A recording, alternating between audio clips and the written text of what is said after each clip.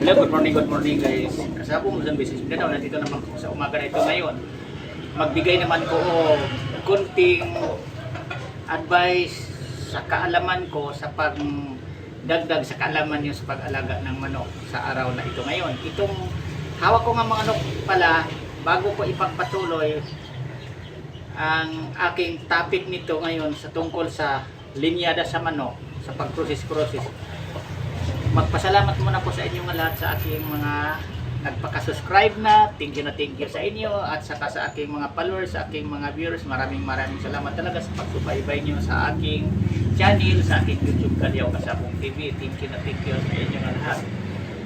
Itong hawak ko nga manok nito ngayon, ito siya ang process din ito ng bullet dome at saka Boston. Ang nanay nito bulik, tapos ang ama nito yung Boston. Yan, Boston sweater na rin, na-cross na rin sa sweater at saka Boston. Ang ama nito Boston sweater ang tawag ko. Tingnan nyo ang mga sukat sa mga kalabasan na mga anak nila. Pasok sa sukat height sa mga paa, walang lalabas talaga sa mga linyada sa mga manok kung mababa, maiksi ang mga paa.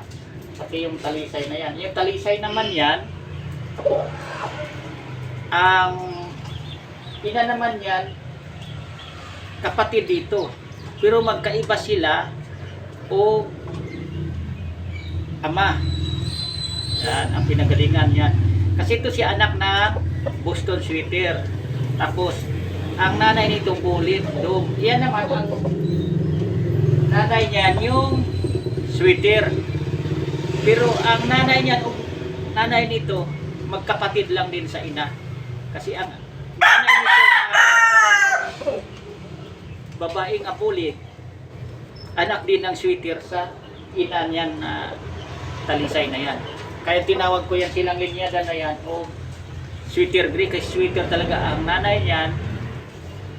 Ang ama naman niya yung gris ko nga talisay, kaya talisay na yan. Ito siya Boston sweater, tapos ang ina niya yung bullet naman.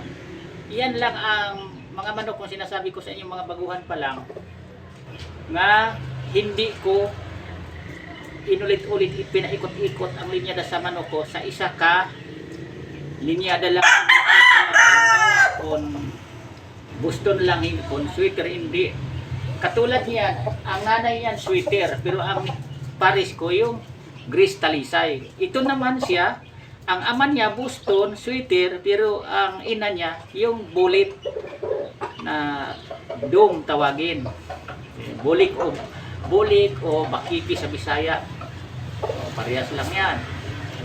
Ito na siya ang pagmumukha. Yan siya. Ganito pa lang ang buntot nito niya, dahil pagpalit nito, pag lugon nito, okay na, maganda na ang ano nito. Hindi na ganito kaiksi, mahaba-haba ng konti ang buntot nito. Pero kita naman sa pagmumukha, yan, mukha talaga kamukha ng manok. Natural manok siya. Yan ang masabi ko sa inyo nga, kayong mga baguhan pa lang, kung mag-breed tayo, doon na tayo sa sukat na pasok ang ating manok. Kung ilalaban man natin yan sa hakpite o lalaban man tayo sa timbangan, parang hindi na tayo mamroblema tayo. Pagkakat na tayo ng ibang mas matangkad, halimbawa mga manok natin mas mababa, maliliit, mababa. Ngayon kung gustuhin man natin na mo-entry tayo sa mga timbangan, mga beer stick, 2 cup dirty, 3 cups, halimbawa, ang ating manok magagamit natin kahit pang hakpite yan, i-conditioning lang natin yan para sa paglaban ng timbangan. Nakhanda ang ating manok, ang pangataon naka-ready sa sukat. Yan, ang baguhin lang natin yan yung pag-conditioning, paghanda. Kasi iba ang paghanda sa mga manok na pang timbangan, iba ang panghanda sa mga panghakpad lang naman. Yan ang totoo niyan. Kaya yung itong mga minamanok ko, yung mga manok ko, ang ano lang nito, ang kulang, ang pagkondisyon kung gagamitin sa timbangan. Kasi, ang mga manok ko, wala itong mga sapula. Kung hakpite, pwede lang ito sa hakpite kasi, kagaya niya na, kagaya nito, ito, yan. Nasa mataas ang lagay nito flying pins na kalipad-lipad.